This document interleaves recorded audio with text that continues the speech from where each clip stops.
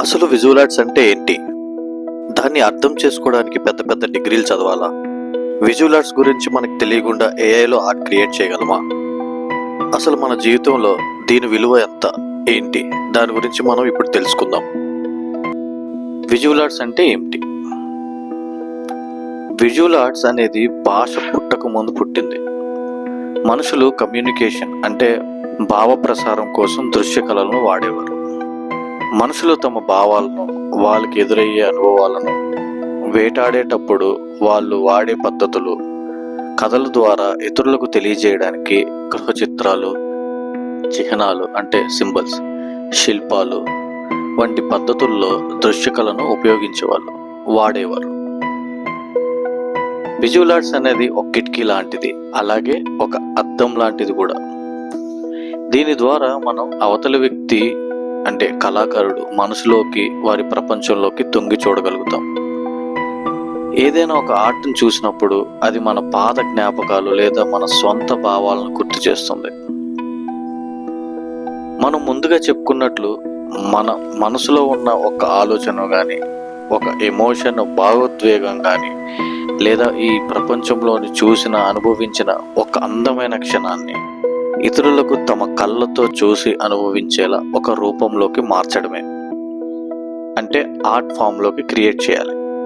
అలా మార్చిన ఆర్ట్ని, కళను చూసి ఆస్వాదించేలా చేసిన ప్రతి ఒక్క కళను విజువల్ ఆర్ట్స్ అని పిలుస్తాం.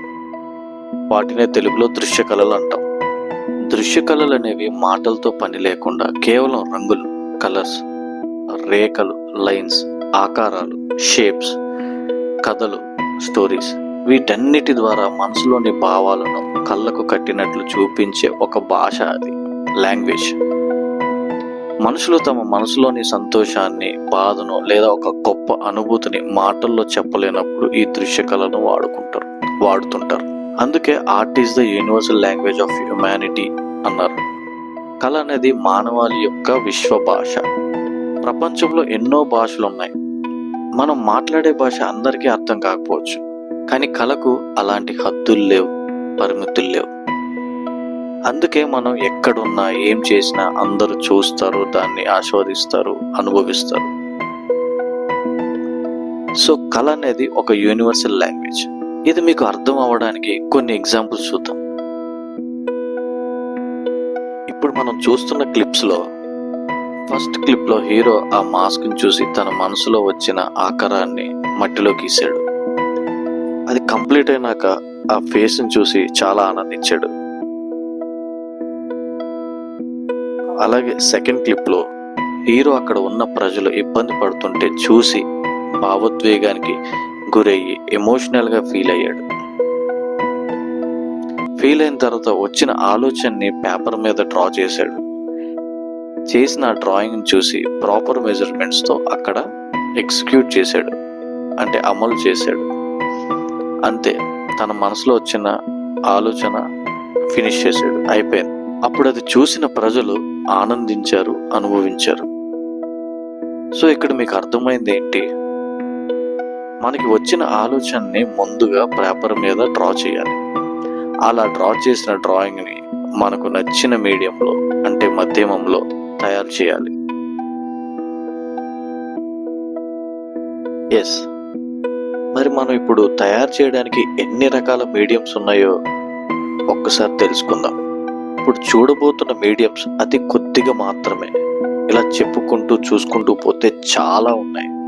ప్రస్తుతానికి మనకున్న కొద్దిపాటి సమయంలో కొన్ని తెలుసుకోవడానికి ప్రయత్నిద్దాం. మిగతావి చాలా డీటెయిల్డ్గా, కంప్లీట్గా వేరే వీడియోలో తెలుసుకుందాం.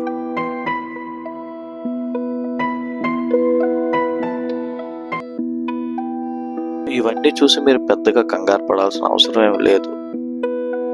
ఒక ఆర్టిస్ట్ తనకు నచ్చిన మీడియంలో తయారు చేయడానికి ఇలాంటి ఎన్నో రకాల పద్ధతులు, మీడియంస్ని వాడుతూ ఉంటారు. అవి మనం రోజు అనుభవిస్తాం.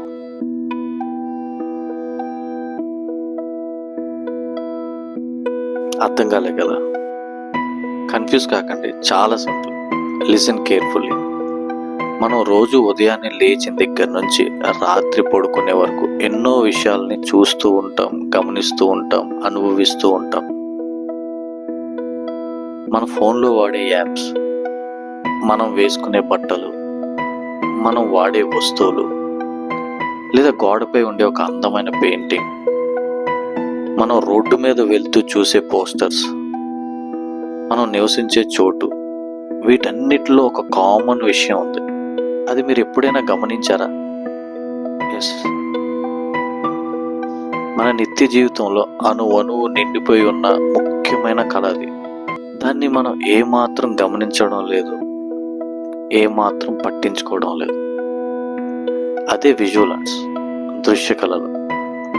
చాలామంది విజువల్ ఆర్ట్స్ అంటే కేవలం మ్యూజియంలో ఉండే పాత పెయింటింగ్స్ మాత్రమే అనుకుంటున్నారు, కానీ అది తప్పు.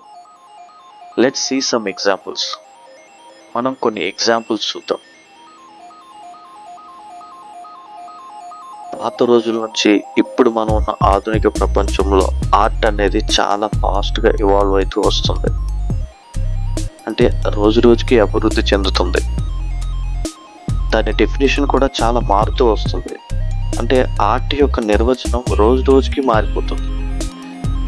సో మనిషి తనకు వచ్చిన ఆలోచనల్ని, వాళ్ళకున్న క్రియేటివిటీ స్కిల్స్తో ఇలా ఎన్నో పద్ధతుల్లో వాళ్ళ కళను మన ముందు ఉంచుతారు. అలా తయారు చేసిన దాన్ని మనం ఈ ప్రపంచం చూసి ఎంతో ఆనందిస్తుంది. అప్పుడు మనకు వచ్చే అనుభూతి అంతా ఇంత కాదు, మాటల్లో చెప్పలేము. మనం పెన్సిల్తో వేసే డ్రాయింగ్స్, బ్రష్తో వేసే పెయింటింగ్స్, రాతితో చెక్కతో చెక్కే శిల్పాలు, మట్టితో కట్టే కట్టడాలు, బట్టతో చేసే వస్త్రాలు, మనం రోజు వాడే వస్తువులు, కెమెరాతో క్లిక్ చేసే ఫోటోలు, మనం చూసే సినిమాలు, కంప్యూటర్లో డిజైన్లు, ఇలా కంటికి కనిపించి చూసి ఆస్వాదించి ఆనందించే ప్రతి ఒక్కటి విజువల్ ఆర్ట్స్ కిందకే వస్తుంది. వీటన్నిటిని మనం డ్రాయింగ్స్ అని, పెయింటింగ్స్ అని, స్కల్ప్టింగ్ అని, గ్రాఫిక్ డిజైనింగ్ అని, architecture, interior designing, fashion designing, product designing, ఇలా రకరకాల పేర్లతో పిలుస్తుంటాం. సో పైన మనం చెప్పుకున్నవన్నీ సృష్టించడానికి, తయారు చేయడానికి కావాల్సింది ఏంటో మీరు చెప్పగలరా? ఎస్, అది ఒక్క డ్రాయింగ్ మాత్రమే. చిత్రలేఖనం. మీరు విన్నది కరెక్టే. వాటన్నిటికీ కావాల్సింది డ్రాయింగ్. డ్రాయింగ్ని ప్రాపర్గా నేర్చుకుంటే అవన్నీ అతి సులువుగా సృష్టించవచ్చు, తయారు చేయొచ్చు. డ్రాయింగ్ వస్తే మీరు ఏ రంగంలో అయినా ముందుంటారు. For example engineering, medicine, architecture, ఇలా ఏ ఫీల్డ్ అయినా తీసుకోండి. ఇంజనీరింగ్లో డ్రాయింగ్ చేస్తారు, మెడిసిన్లో డ్రాయింగ్ చేస్తారు, అంటే మజిల్స్, ఎనాటమీ. ఇంజనీరింగ్లో ఏరోటికల్ ఇంజనీరింగ్, కార్స్, బైక్స్, ఇలాంటివన్నీ పెన్సిల్తో డ్రాయింగ్ చేయాల్సిందే ఫస్ట్. సో డ్రాయింగ్ లేకుండా ఏ ఫీల్డ్ లేదు. అందుకనే డ్రాయింగ్ అంత ఇంపార్టెంట్.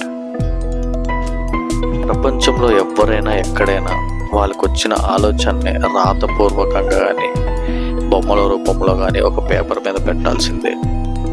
అంతెందుకు, ప్రజెంట్ మనం ఉన్న ఏఐ జనరేషన్లో ఏఐకి ప్రాంప్టింగ్ ఇవ్వాలన్నా విజువల్ ఆర్ట్స్ బాగా తెలిసి ఉండాలి.